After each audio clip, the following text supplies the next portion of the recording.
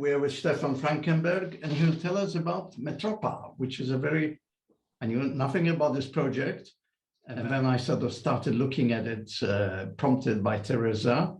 So tell us about Metropa. What is it? And what's your aim? And what do you want to get with Metropa? Okay, so these are three questions in one. First of all, I want to introduce myself. My name is Stefan Frankenberger. I originally come from Bavaria, but I'm living in Vienna already for over 20 years. And I'm quite happy having you here. And I'm quite happy to be invited to this public space and this webinar about Metropa. Well, first question, what is Metropa all about? Well, first of all, it's an art project that I started like 12 years ago. It started with the simple idea, what if we had a super fast train connection network in Europe, like they have in Japan, for example, the Shinkansen. That was the basic idea. And I had this idea together with a friend driving to the countryside of Hungary. And when I came back to Vienna, that was 2010, I sat at the desk and I started drawing lines in my atlas, in my book of maps. And well, that all fell into place. I drew the line from here to there and then from here to there. I had two circle lines like in London. And after a while, I had this network completed, and I said, well, it looks beautiful. It really looks beautiful, even on a physical map. Why not turn this map into something more graphical? So change a little bit the canvas, because Europe has not this portrait size, but more landscape size. Why not shifting that into a different ratio of the canvas? And why not just erasing all the borders? And why not showing not countries, but connections? And that was actually the basic idea behind that. And then I figured out in a slow process that I can have the stations like the cities, and then I can put the lines in different colors. I can also name these lines, and I named these lines like L1 to L9. And then after a while, there were other lines coming up to my mind, some interconnections. Well, and that's it. That was from 2012, I think. Well, that was the idea. And over the years, I just went on to develop this idea further.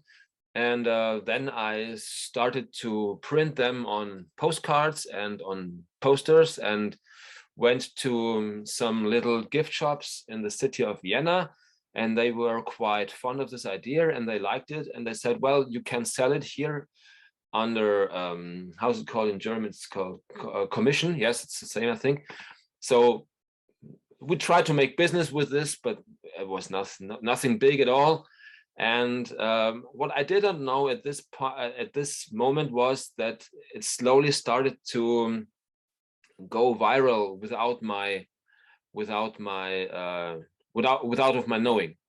There were some special multiplicators and people who are very much into Europe affairs, like for example Ulrike Gero, German scientist who is very much into Europe.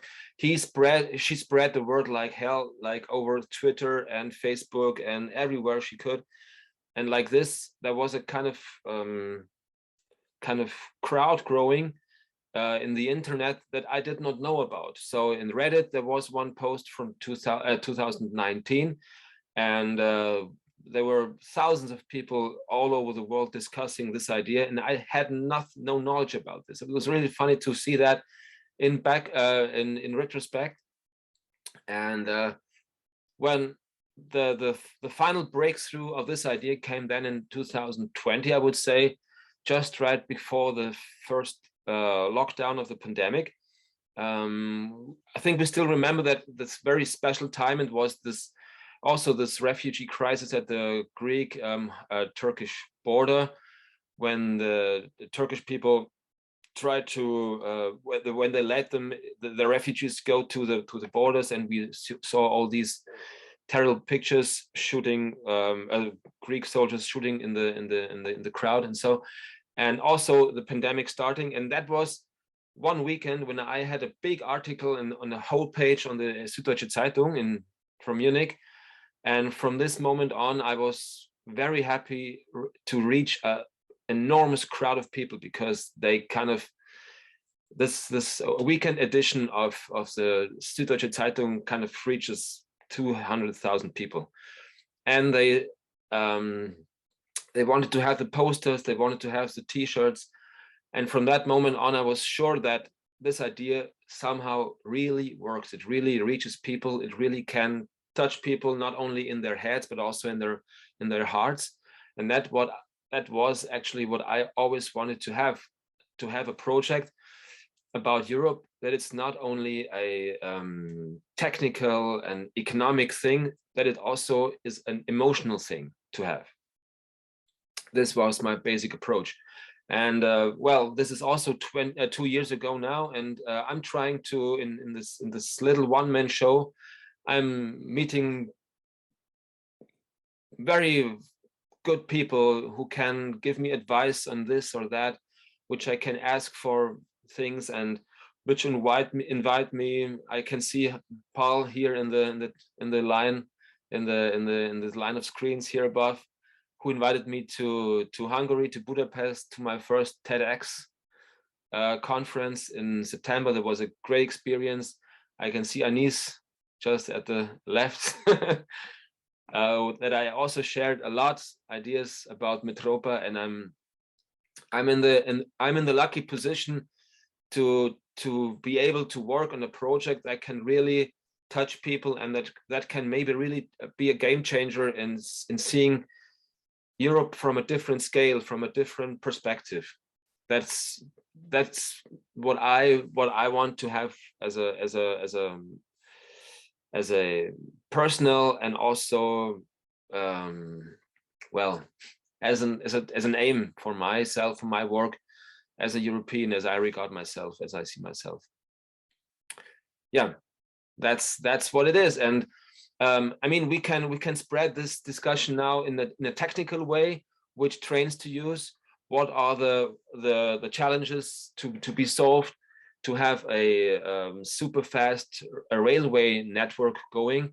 But we can also pull it in the political sphere. But we can also talk about the way how we could use Metropa also already in our days, because as I found out through kind of research I did, that 86% of Metropa already exists. And I was quite surprised about this high number. I thought it was about 60 or maybe 70%. No, but it's almost 90%, that these lines that I drew out of a fun thing, that they already exist. Only in the southeastern part of Europe, there are some regions where train networks never really were established because of geographic problems, like in the Balkan region, because of the mountains. But basically, we already have this network, and we could already use it, but it still takes a long time to kind of how should I say, to connect all these national railway systems to one bigger system. But what I can do with Metropa is to at least show the whole picture, to erase the borders within Europe, and to show Europe as it could be already in our days. Yeah. Yeah, this is very interesting. This is what's so interesting about your project, because you visualize using the visual models of the London Tube. And actually, it looks very familiar to me, because I have been using this kind of maps for many years, because the Eurovision network since the 1960s used exactly the same model of visualization of networks, and it covered all of Europe from one end to the other. So it was familiar to me. Now you are visualizing a concept which is gaining a lot of traction. People are turning towards trains because planes are immensely polluting. And for small distances, or medium distances, like at the level of Europe, trains make a tremendous amount of sense, except that, as you say, interconnections are non-existent or very difficult. And also trains go from big cities to big cities. But if you go from a secondary city to a big city, you can still do it if you go to the capital. But if you're going, let's say, from a city like Valencia to Geneva, you're in trouble. You have to change trains 2 or 3 times. That's true, yeah. And so this is a big problem. And also another big problem is we are starting to talk, a lot of companies, train companies are starting night trains, which is something that I, in my youth, used with great pleasure, night trains and cars and trains. It was a brilliant idea. You could get on a train in Sevilla, end up in Madrid in the morning, visit Madrid, take the train, end up in Barcelona, etc., etc. And that's it, yeah. Be on holidays while using the train overnight without spending money on a hotel. So this is restarting. So your project is such a good way of visualizing the unity of Europe and how we can get to a more interconnected Europe. So perhaps you can. As you already mentioned, the opportunities to have train connections in Europe. Yes, we have them, as I already pointed out, but they are not yet really interconnected in that sense that people really want to travel far distance with trains. It still takes too much time. If I have, for example, to stay in southwestern Europe, if I have the connection between Porto in northern Portugal and Bilbao in the north Spain, which is not really far away. It's like, is it 500 kilometers around that? And if you had this train, if you had this distance in Central Europe, it would take you maybe 4 hours, 3 hours, 4 hours, something like this, you know. But in actual terms of train research, like on Trainline or Omeo or all these interfaces where you can choose trains, it takes you 15 hours. I mean, this is insane. I mean, there's no way to lover of airplanes to change from the airplane to the train, neither for the car lover who wants to travel everything with a car. It won't happen. If you have these bad connections, there's no way to establish train as the state of the art of inter-European traveling and getting from A to B. I mean, we have also to make a difference between those people who have the journey as the trip, so the trip as the real target of a journey, and those who want to be in the shortest time possible from A to B, like business travelers or people who have to go somewhere to visit family or something. For these people, trains are still a big problem because the plane is much faster and it takes you from A to B directly, and it's still unbeatable in this term. So we also maybe have to shift our attention towards a different kind of traveling, that gaining time is not always gaining fortune, but could be also vice versa, that spending time on a good train, also it's quality time, because you can work, you can have leisure time there, you can see the landscape, and you can really have a good time. And when you can sleep in the train, I had this experience when I was younger. It's a good thing to have, but it's still too expensive, and and there are many routes that are not available at the moment. Cost is you just touched on cost. Yeah. Cost is a big factor, because it is. Every time I try to take a train for a longer distance, which required an interconnection, is immensely more expensive than going by plane. Yeah. and going by car even. In Even the that. end, it turns out that going, let's say, going from not from the big city to big city, not from capital to capital, but from any city, secondary city to a capital or another secondary city, is prohibitively expensive. It can take forever. There was a COP26 participant wanted to go from Sweden to Scotland by train. She wanted to avoid taking the plane. And it took her something like 26 hours, or the real nightmare. Because the same is from going so from many times. Yeah, the same is like going from Vienna, which is really a Central European city, to Barcelona, which is a major tourist hotspot. It takes you 27 hours, and you go over Frankfurt or over Lyon or even Paris. It's really crazy. So the most important political aim on the stage of the European Union, for example, has to be according between all these train companies who make good schedules, good connections, and for fair enough a good price policy. It must be prohibited that trains are more expensive than planes. I mean, planes really have profit from insane tax policy. We all know this. Kerosene is much too cheap for change to get in competence in competition, you know. And so we're still living in the Middle Ages in these terms, because we are still stuck in fossil fuels and in this old 20th century idea of individual traffic.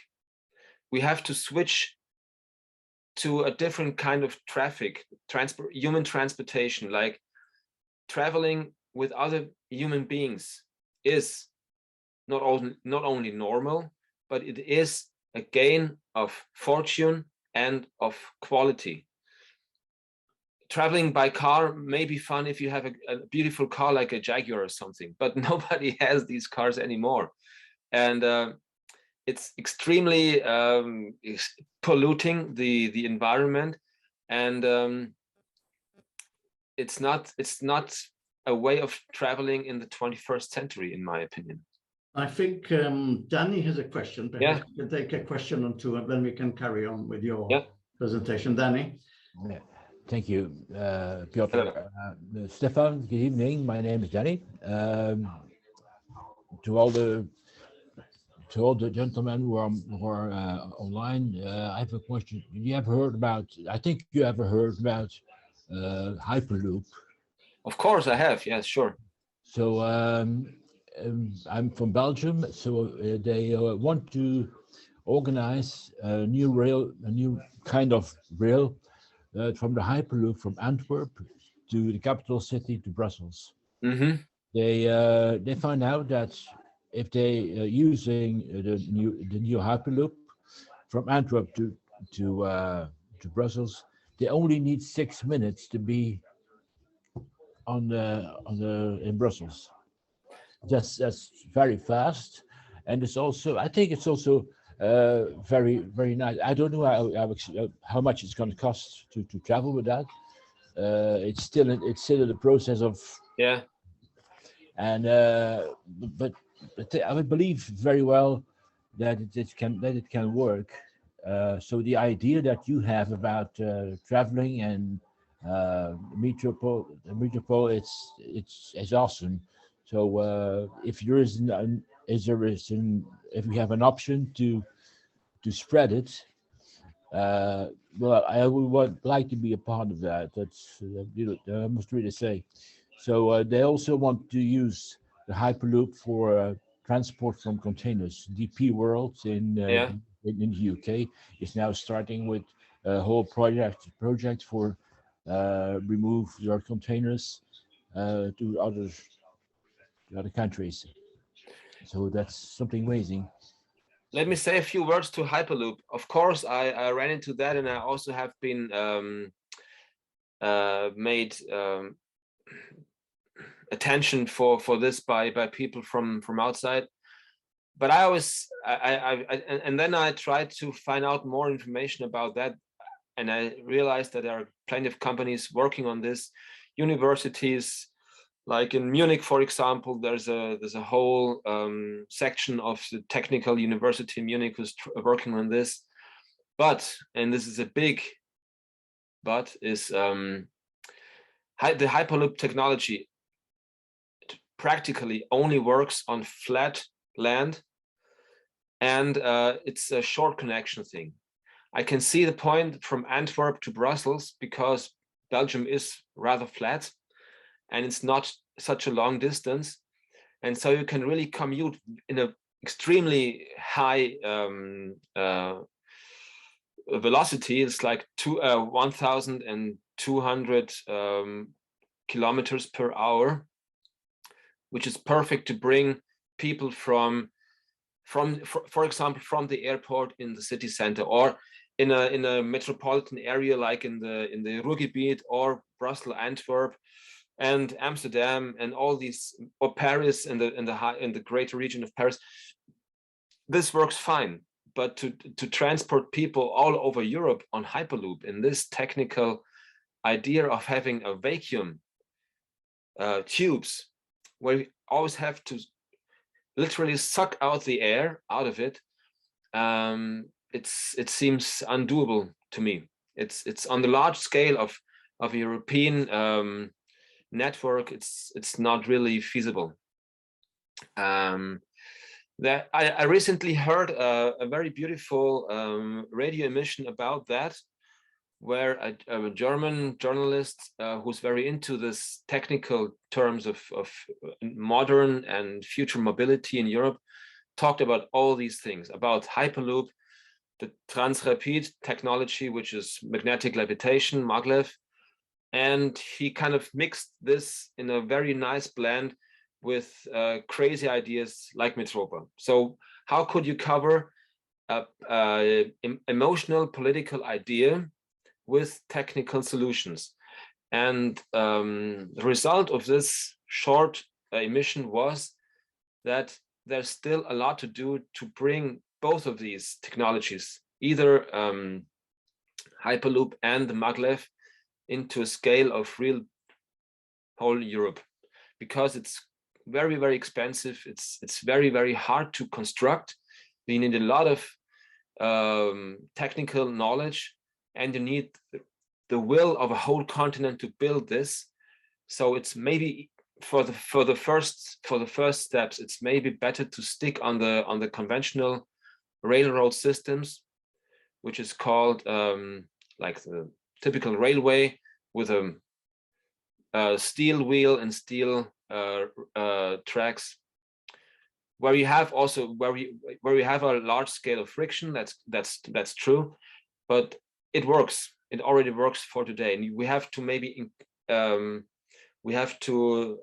push the speed, the velocity of the trains towards something like 200 kilometers per hour,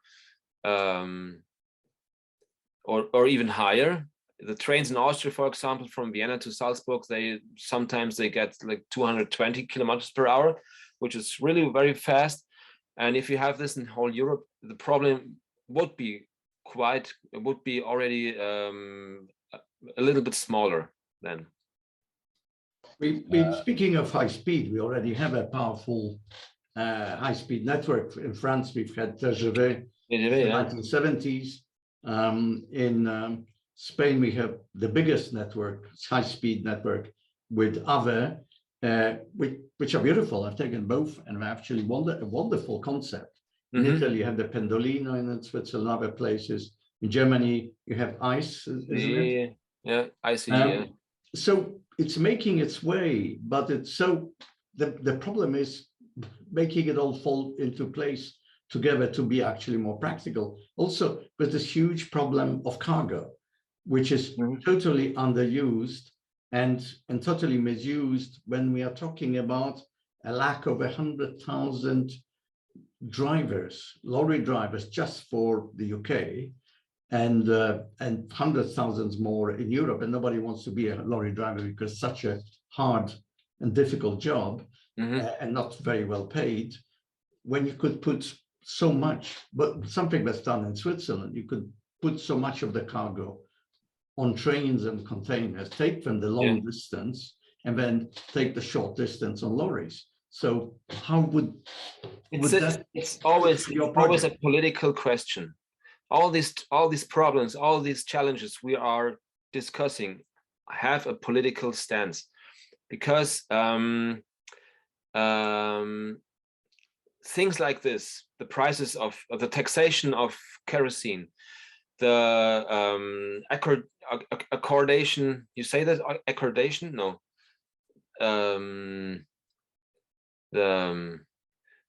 Well, connecting all these different train and railway companies, it needs political will from all the participating countries and players, also from the companies and from the people. And so my question always was, why not putting pressure on those who are in power from the people who want to have something? And that's why I did this Metropa thing, and that's why I want to push it, because it shows the people a real purpose. They can use this. It's for them. It's not for an economy. It's not for a government. It's for the people. And if many people want this, the pressure rises, and governments and the economy and all the other people in power will be forced in some way to draw their attention on this problem. And so what I want to say is that it's a political thing. We have to leave our comfort zones and really put pressure on the people who are in power. This is not only the European Union, because what I'm talking about is the whole Europe, also Switzerland, also Norway, also the UK, also Russia, also the whole eastern belt of ex-Ostbloc countries, who have to be part of this whole thing. Otherwise, it won't work. Maybe in the meantime, I can show you the small movie I made for the presentation in Budapest. I go on sharing my screen.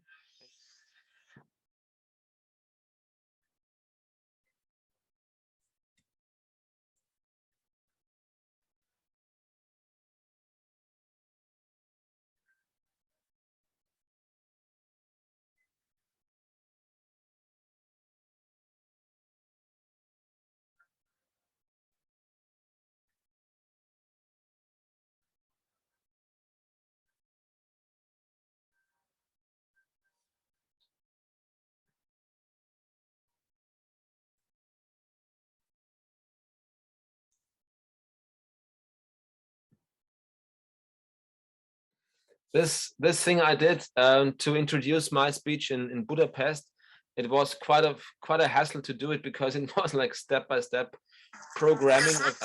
Trains are, rightly so, trendy nowadays. It is more ecological. It is also slower pace in comparison with the extreme and tiring ultra-speeding world we live in. But beyond being trendy, it's also a great idea.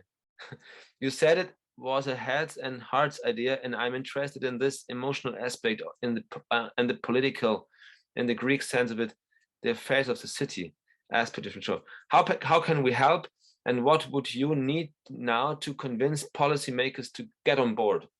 Good question. I'm asking these questions like every day. I can feel it by heart what is needed. First of all, the idea needs to be spread in every aspect and on every means we have, like newspapers, radio emissions, TV, everybody, word of mouth, whatever you want. You can wear T-shirts, you can have a poster, we can have we have to make it omnipresent, because the more people know about it, the more people will discuss it, and the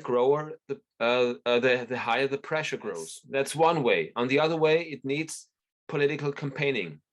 And I'm very, very clear about the fact that it needs some supporters from in the politics, in the European politics.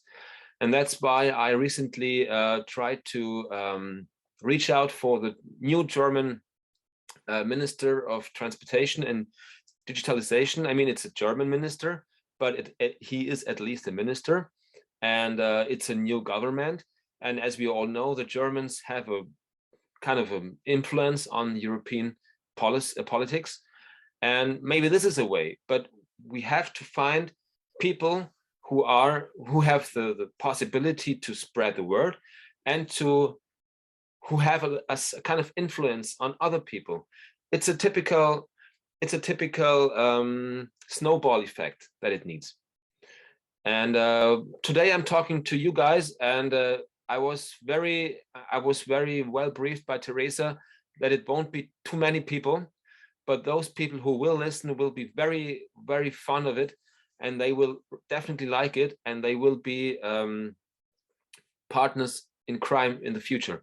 So I'm counting on you as well to reach out for people who can help this.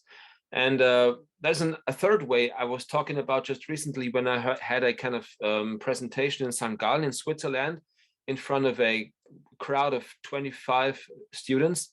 I was invited there by a friend of mine who is professor in St. Gallen, and I had the chance. It was really a great God-given opportunity to talk with young people, like they were like 22 or 25 years old, and they worked on the Metropa as a case study on strategy and promotion. And it was amazing what they had ideas on Metropa to build up attention, to build up economic plans, to have to develop ideas on how to get to the right points. There were some presentations that ended up in a fictional presentation in front of the European Parliament in Brussels or in Strasbourg, which was amazing because I never thought it in that way.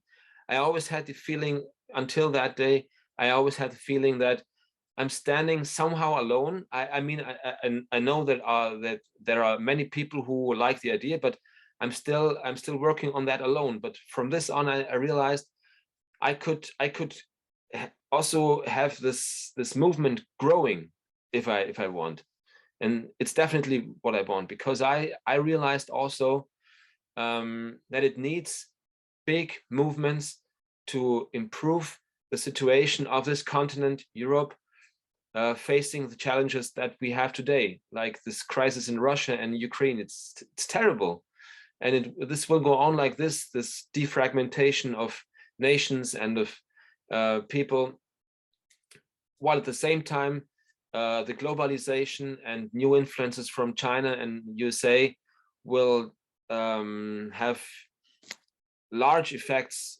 scale effects on social defragmentation, and we have to have a stance against all these movements who want to destroy our old ideas of democracy and of being together, of thinking together, of exchange, and of humanism. In fact, Metropa is a humanist and a peace project.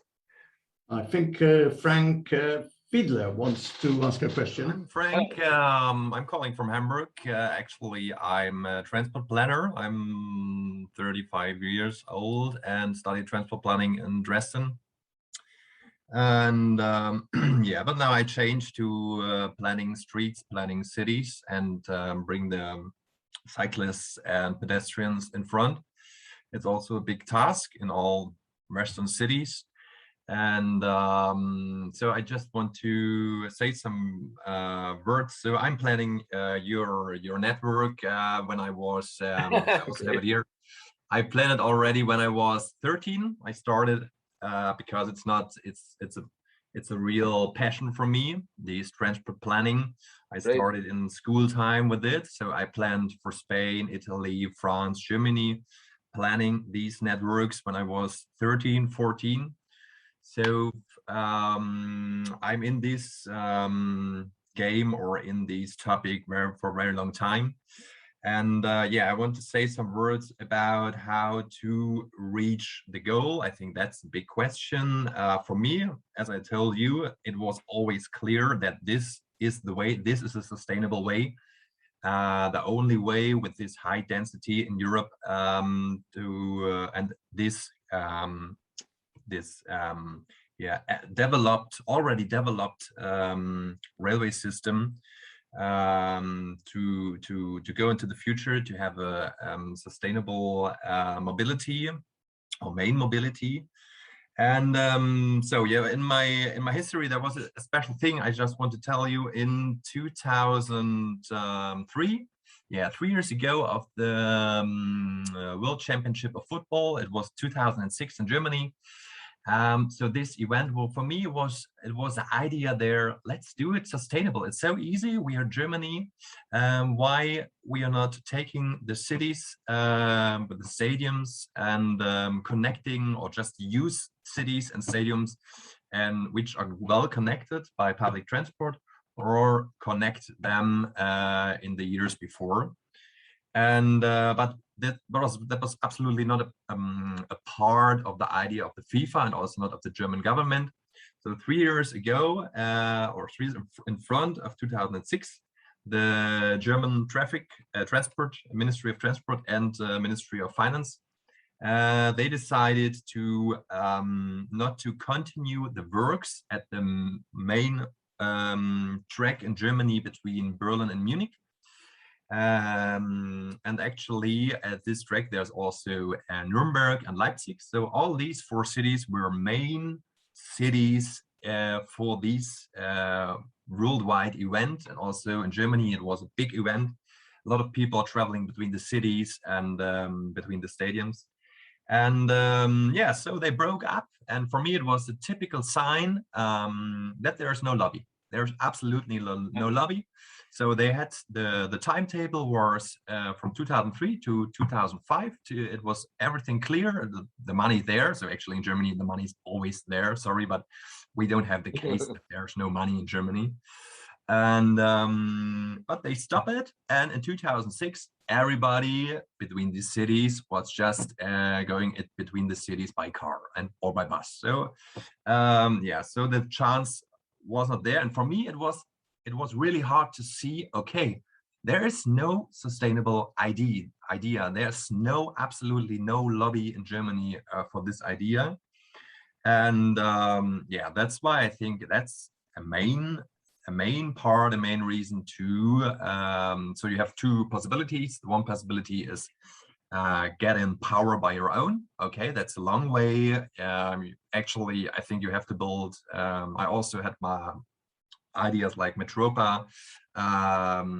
Actually, Metropa is in a very rough scale, I think.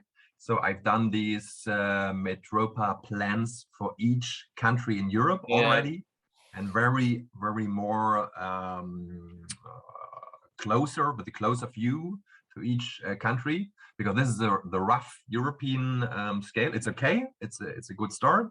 But then you have to look, I think, a little bit. You don't have to forget that this plan does not replace any other plan, other connection networks. Absolutely, it just could be the highest level, the fast level. And then there are closer and closer, and that's it. Yeah, the conservative train networks.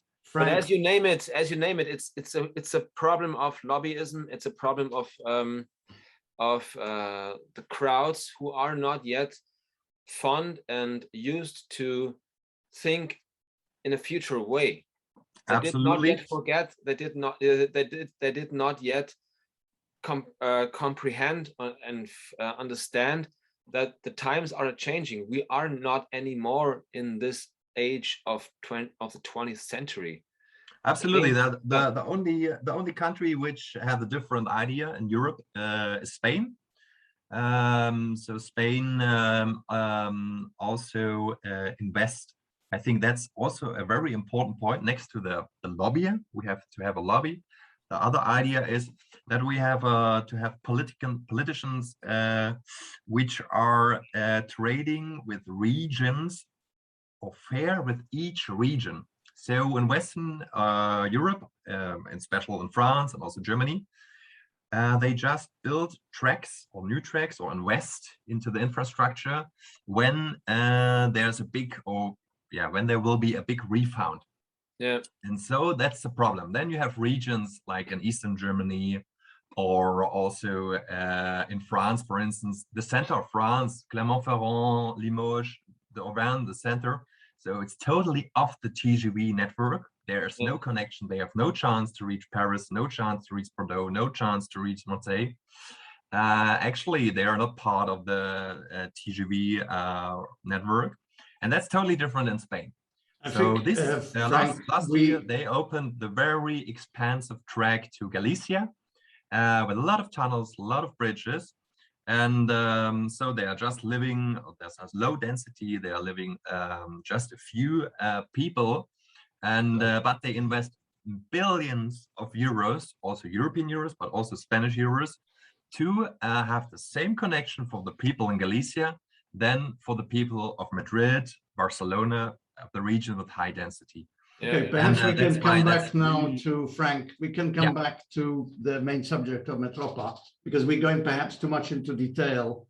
It's very interesting what you're saying, and I think this is an essential element of getting a project like this together. Perhaps you gentlemen could get together in touch with a technical aspect and an artist and a general view, because indeed, and Danny said he has some interesting information for us, but perhaps you could still stay at a rather high level, how to get this project off the ground and make it more general. And then Frank, and you have absolutely essential ideas, but let's carry on with Stefan perhaps and see what else you have to say, and then what kind of conclusions we can get to, okay? Gentlemen, I have this in here.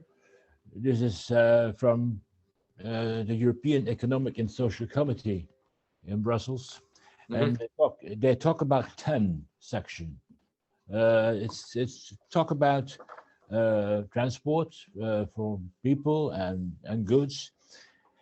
So the European Economic and Social Committee talks about achieving low emission mobility targets, access for international market for coach and bus services and trains, combined transport of goods, clean energy, efficient vehicles, action plan, alternative fuels. This is a whole report. You can have this, and you can find this online from European Economic and Social Committee.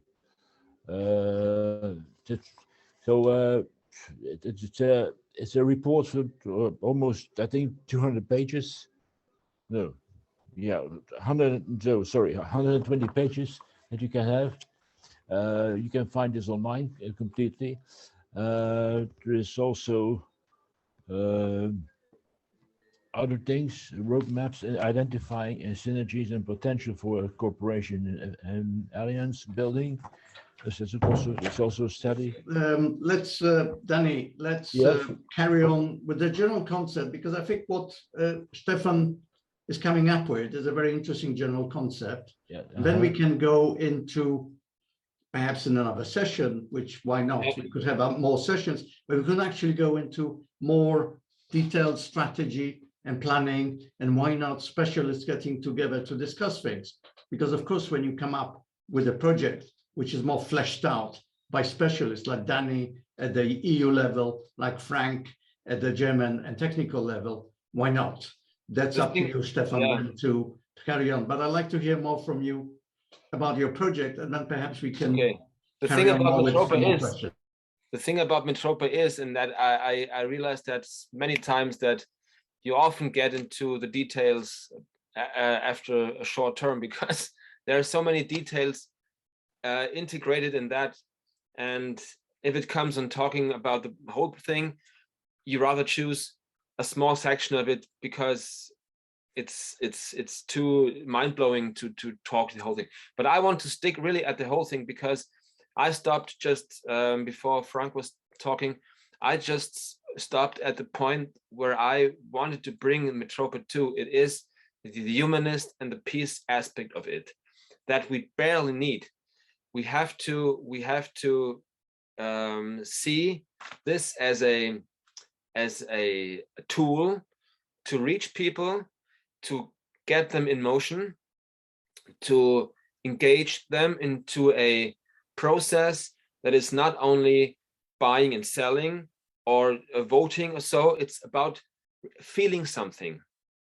And it may sound a little bit too sophisticated or too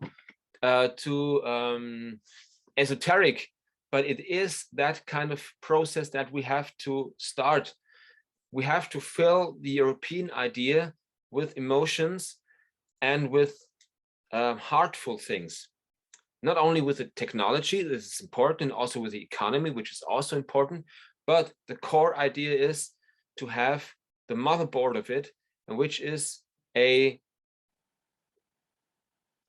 palpable idea of what we want Europe to be. I think Anis has a question for you. Yes. Anis has a question for you in writing. Perhaps I can read it. Another question for Stefan. How important is the artistic part in the Metropa idea? For sure, there is a logistic portion of it, but it's also a very nice visual plan. How did you come up with the mapping and this graphic design? And how important is this artistic side for you? It was the start of Metropa, actually. So it is, as I said, an art project. That's its origin. And it's always the DNA of this project, because I strongly believe in arts to be one of the backbones of humanity. Because from the first times the humans started drawing in their caves, they started to depict what they see and what they feel. It's not separated from you being human. And I'm not saying that I'm a caveman who started to draw a map like the cavemen did with their antelopes and so, but it was also for me a way of depicting of what I like, of what I want to have, or to say in Stefan Zweig's words, who was also a great European, he wanted to write in his books the meta base, the meta level of something that he already lives from. It isn't a European idea that he travels with. It's a European idea he lives with. It's a European idea he shares with his friends. He had friends all over the place. And that's what I want to do with this map. Unfortunately, Stefan Zweig was born in a time when it was shaken by wars and shaken by nationalism coming up. I think the time has changed today, because now we have the internet and we have kind of likely information everywhere where we are.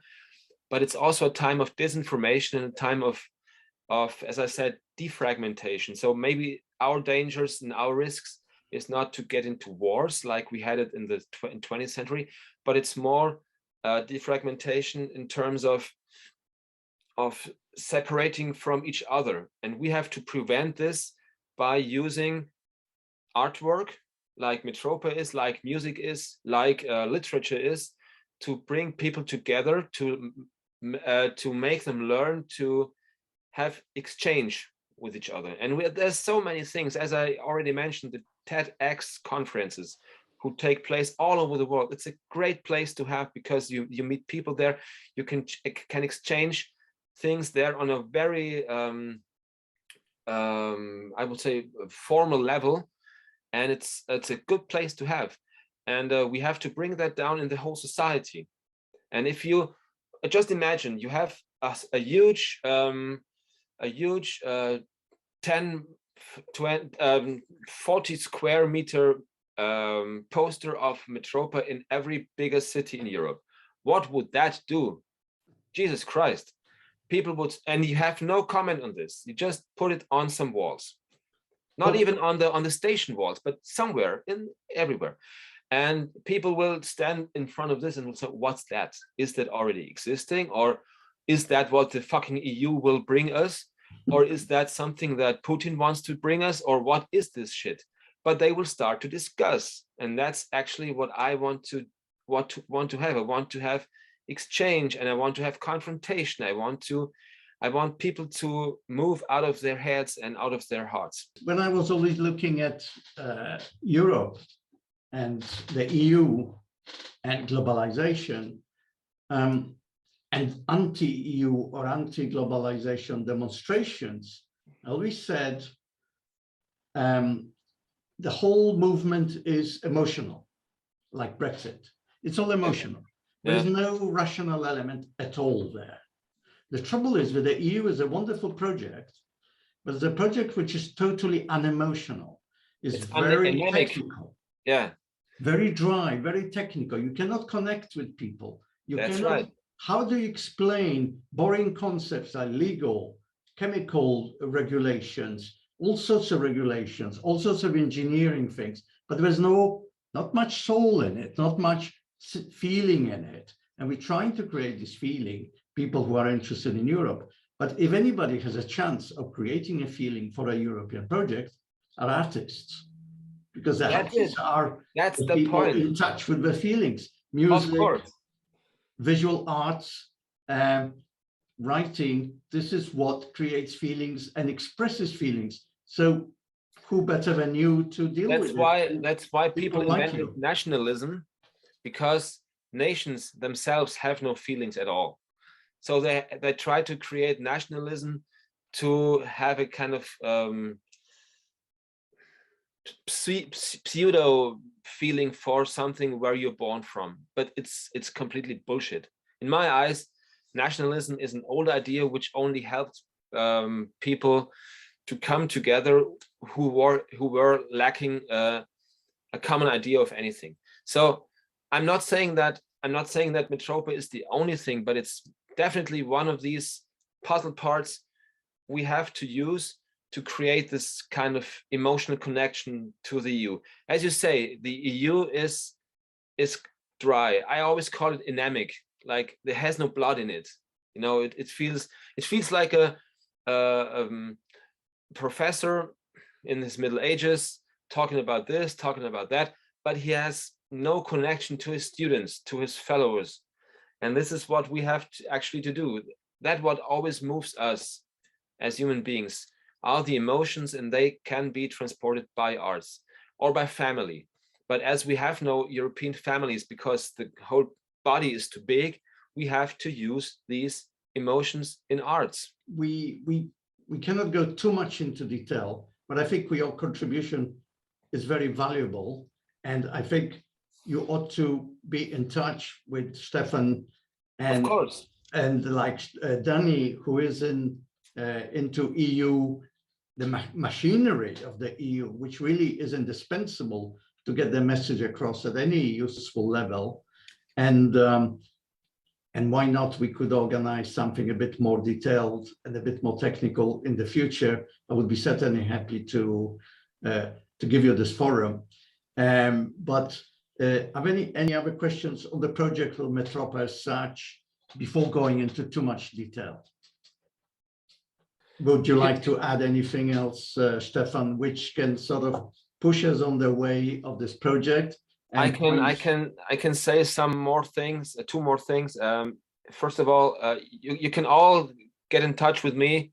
I mean, Paul and Anis are already, but all the rest of you, you can write me emails. You can get into talks with me. It's no big deal.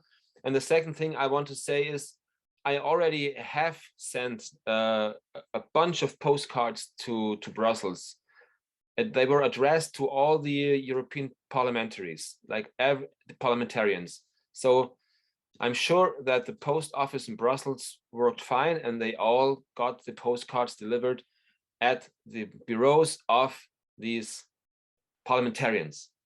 But there was no single response. And from that on, it's almost 1 year ago, I asked myself, why? I mean, I had a lot of work and I really had a lot of trouble to get these postcards shipped to Brussels and get them delivered there.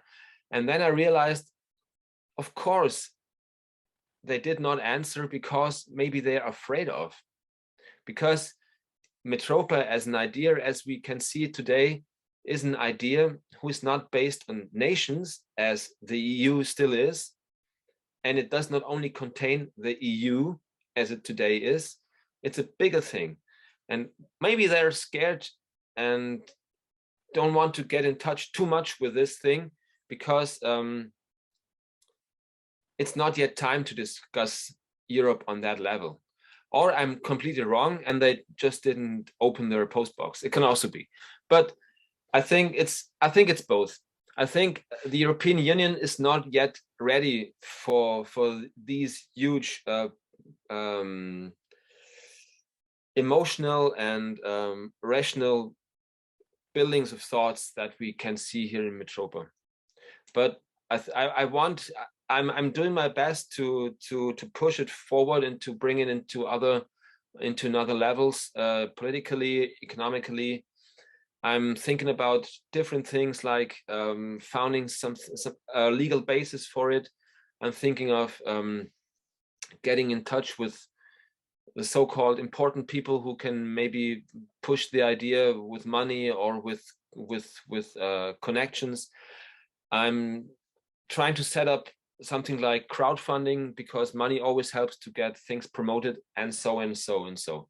And if you want to help Metropa to be spread, just go ahead. The idea is here.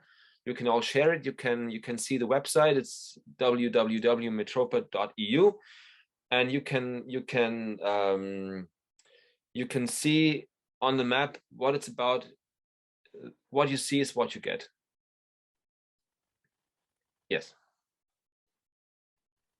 Very good. That's really. I think we have an outline of the project. We have an idea of what you're up to and where you want to go. And I think we absolutely will need, you will need in a further stage. First of all, as you say, spreading the word, spreading the concept. And I think somebody so close to who is actually in Brussels, like Danny, can perhaps be helpful there. And let's see who else we can recruit. We will be posting this video on YouTube and on Facebook, and it's already live on Facebook. So we perhaps, let's see how much reach it has. It will be still on our website for a while, so it gets some circulation, gets some hits. But by all means, perhaps the present, well, you're already in touch with two of the participants here. Perhaps you would want to exchange contact information. Frank, Danny, you have my contact information, of course. And by all means, I think it's a fascinating project. Thanks. And I was a bit taken aback when Teresa came up with it, saying, what is it? I think it's absolutely fascinating. And it's certainly, I'd love to see it making progress. Just think of this idea of having these huge posters hanging in the cities in Europe. What would that do? It would be an amazing impact, believe me. I want to go one step further. I'd love to take a train from a small town not far from where I am to, let's say, even to Geneva, my other place where I live, and it's not possible. I'd have to change 2 or 3 times.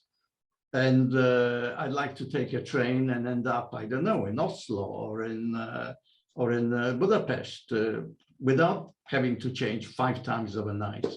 That would be even better, isn't it? Just not seeing posters, of course, yes, seeing the conclusion, but that hopefully won't be that long. Within an acceptable. It will take some time because these mills are working very slowly, but I think we will experience the time when it comes to be, well, we will see. Maybe I will see it already. Maybe my kids will. I don't know. I'm not doing any forecasts, so. But I'm confident that the world will change again and in a better way, and to make something like Metropa. It mustn't necessarily be like this. Something like Metropa can be in place sometime. This seems to be at the right time for it. I mean, there is a lot of talk about railway. There's a lot of talk about, but railway and transnational trouble. I mean, AIM is all about being transnational. So hopefully we are the right place for it. Danny has left his email address. Great. So perhaps you can take note before the end of this session, because you'll disappear. I don't know if you are in touch with Frank, or if he wants.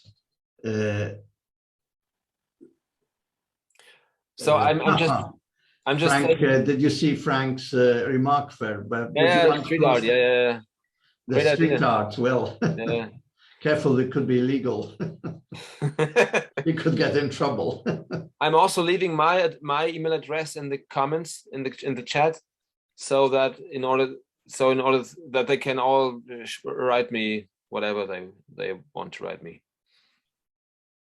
Great. So unless you want to have one concluding statement, and Frank is back in video with us. I talked already too much today. My mouth is dry. I'm tired. Time for a drink. Yes, I'm prepared for a drink. Okay, but it was great fun and great experience for me to be here with you. And it's funny, but we're all men. Where are the women? I don't know. Well, they're probably busy. That's you know, they have children to look after. You know. I know. But I think it's before it turns too technical, we have to make it more emotional, because my experience is that all these technical things are not too attracting to women, for example, because it makes it too dry and too well, you know. Well, you need your feet on the ground with specialists like Frank. You need your feet on the ground at political specialists, but you also need to have strong emotional charge, which ladies are very good at. So yeah, we need everybody on board. Okay, so thank you very much for participating this evening. Thank you for being there, and always remember Stefan Zweig and his idea about Europe. Yeah. He would be a great fan of this idea. I think so, yeah. Great. Well, thanks for being tonight with us, and I'll post a video hopefully tomorrow or the day after, and we have everybody's contact information. So good night to all. Thanks. Good night to you. Have a good time. We see us tomorrow, I guess. I see you all later, and well, I wish you all success, Stefan. You can make it. Thank you very much. You too. Okay. Thank you by being here. Bye. Bye. Bye. Bye. Thanks. See you. Bye.